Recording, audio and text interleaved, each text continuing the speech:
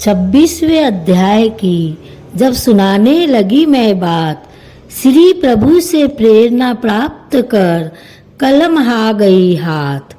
राधे राधे मेरे प्यारे भाइयों, बहनों, माताओं, आज मैं आपको बताने जा रही हूँ कार्तिक महात्म का 26वां अध्याय।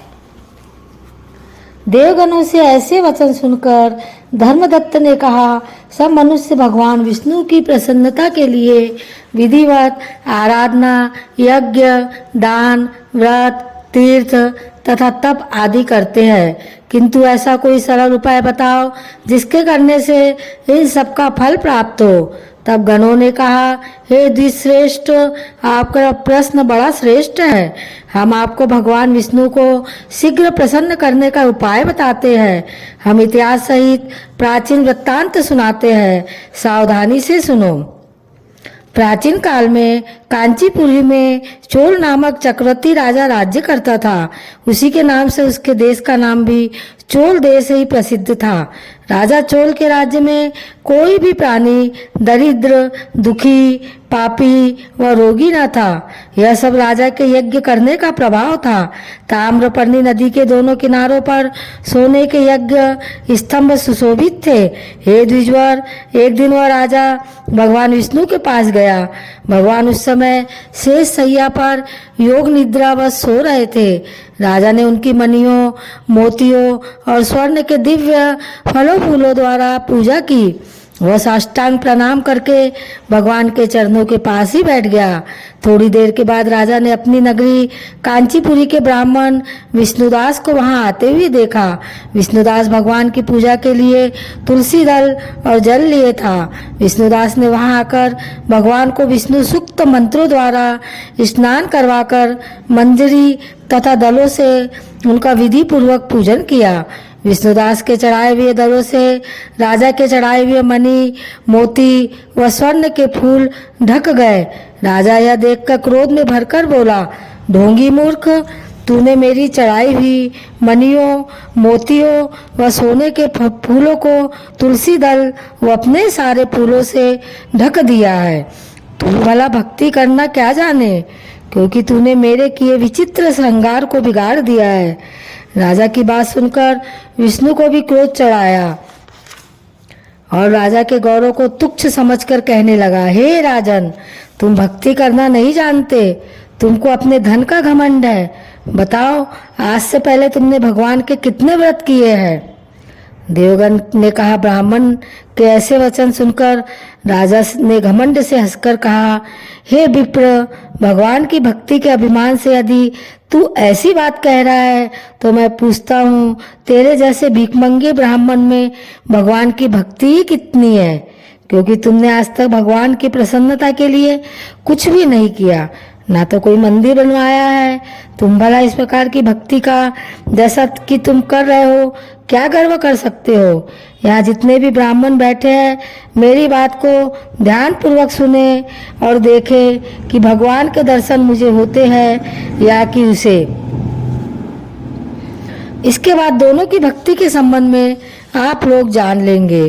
देवगणों ने कहा कि ऐसा कहकर राजा अपने महल में चला गया और वहां जाकर उसने अपने पुरोहित मुदगल को आचार्य बनाकर विष्णु यज्ञ आरंभ किया। उसने उस यज्ञ में अनेक ऋषि महर्षियों को बुलाया, उनको बहुत सा अनाज और नकदी आदि दक्षिणा दी। इधर विष्णुदास भी अपने मंदिर में ही रहकर भगवान की प्रसन्नता के लिए व्रत करने लगा। उसने माघ तथा कार्तिक मास के व्रत किए, तुलसी के वन का और एकादशी को भगवान विष्णु के 12 अक्षर मंत्र का जाप किया। वह भगवान को प्रसन्न करने के लिए गीत गाता रहा व नृत्य करता रहा। नित्य प्रति व्रत करता था, भूमि पर सोता, हर समय भगवान को प्रसन्न करने के लिए माघ तथा कार्तिक के व्रत भी किए और उन व्रतों के नियमों का पालन भी किया और उद्यापन भी किया। और इस प्रकार राजा चोल और विष्णुदास द्वारा आराधना करते हुए बहुत दिन बीत गए। 27वां अध्याय। गणों ने कहा, विष्णुदास एक दिन भोजन तैयार करके भक्ति में तल्लीन था कि कोई उसका भोजन चुरा कर ले गया, लेकिन सायंकाल की आराधना हो सके और व्रत भी भंग ना हो, इसलिए उस दिन उसने दोबारा भोजन नहीं बनाया। श्री नारद जी ने कहा, हे राजन, इस तरह लगातार 7 दिन तक कोई दूसरा भोजन चुराता रहा। तब वह हैरान होकर सोचने लगा कि यह तो बड़ी ही विचित्र घटना है कि ना जाने कौन हर रोज मेरे भोजन को चुरा कर ले जाता है। फिर भी इस देवस्थान को छोड़ना नहीं चाहिए। अगर मैं भोजन बनाकर खा लेता हूँ तो देर हो जाएंगी और मेरी पूजा छूट जाएंगी। अतः मुझे भोजन बनाकर तुरंत खाना नहीं चाहिए। बिना भगवान को भोग लगाने के वैष्णव को भोजन नहीं करना चाहिए। अगर 7 दिन बिन भोजन के बीत गए तो आज का दिन और सही। आज मैं भली भांति भोजन की रक्षा करूंगा और देखूंगा कि हर रोज मेरा भोजन कौन चुरा कर ले जाता है। ऐसा सोच विष्णुदास भोजन तैयार करके भोजन के पास ही छिपकर बैठ गया। उसने थोड़ी देर के बाद देखा कि वहां पर एक चांडाल आया है जिसका शरीर बहुत ही दुर्बल था। उसके शरीर पर केवल चमड़ी ही चमड़ी दिखाई देती थी। जब वह चांडाल भोजन चुरा कर चल दिया तो विष्णुदास ने पुकारा, हे भाई, यह रूखा भोजन ले जाकर क्या करोगे? घी तो लेते जाओ। ऐसा कहकर वह श्रेष्ठ ब्राह्मण आगे को बढ़ा। विष्णुदास को अपनी ओर आता देखकर वह चांडाल तेजी से दौड़ने लगा। वह ब्राह्मण से डर गया, लेकिन दुर्बलता के कारण दौड़ तो नहीं सकता था। अतः वह भूमि पर ही गिर पड़ा और मूर्छित हो गया। चांडाल को मूर्छित देखकर विष्णुदास लपक कर उसके पास पहुंचा और अपने वस्त्र से उस पर हवा करने लगा। और उसके बाद उसने जो कुछ भी देखा उसे देखकर वह आश्चर्यचकित रह गया। उसने देखा कि उसके सम्मुख शंख, चक्र, गदा, पद्म, पीताम्बरधारी चतुर्भुजी रूप, अलसी के फूल के समान कांति वाले, छाती में कौस्तुभ माला से सुशोभित साक्षात श्री भगवान विष्णु खड़े हैं। भगवान का दर्शन करके सात्विक भाव से मुक्त व श्रेष्ठ ब्राह्मण उनकी स्तुति तथा प्रणाम कुछ भी न कर सका। वहीं पर सब इंद्र आदि देवता भी उपस्थित हो गए और गंधर्व तथा अप्सराएं आकर गीत गान करने लगी, नृत्य करने लगी। ब्राह्मण उन्हें प्रणाम करने के लिए उतावला हुआ तो ही वहां संपूर्ण देव, गंधर्व और अप्सराएं आ गई। विष्णु भगवान ने अपना स्वरूप ब्राह्मण को प्रकट कर उसका आलिंगन किया और दिव्य विमान में बैठाकर उसे बैकुंठ ले गए। दिव्य विमान में ब्राह्मण को विष्णु के साथ जाते हुए चोर के राजा ने भी देखा। उसने अपने गुरु आचार्य मुद्गल को कहा कि मैंने जो यज्ञादि किए वे सब व्यर्थ हुए। जितनी दान दक्षिणा मैंने ब्राह्मणों को दी वह सब असफल हुए।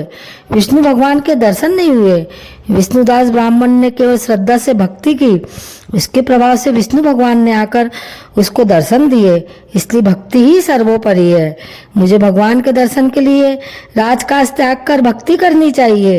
राजा के कोई पुत्र न होने के कारण अपने भांजे को राजगद्दी का अधिकारी बना दिया और आप विष्णु भगवान की भक्ति करने लगा। बहुत काल तक भक्ति करने के बाद भी विष्णु ने दर्शन नहीं दिए तो वह अग्नि कुंड में कूद पड़ा। अग्नि में प्रकट होकर विष्णु भगवान ने राजा को गोदी में उठा लिया और कहा कि मैं तेरे त्याग और भक्ति से बहुत ही प्रसन्न हूँ। उसका आलिंगन कर उसको दिव्य विमान में अपने साथ बिठाकर बैकुंठ में ले गए।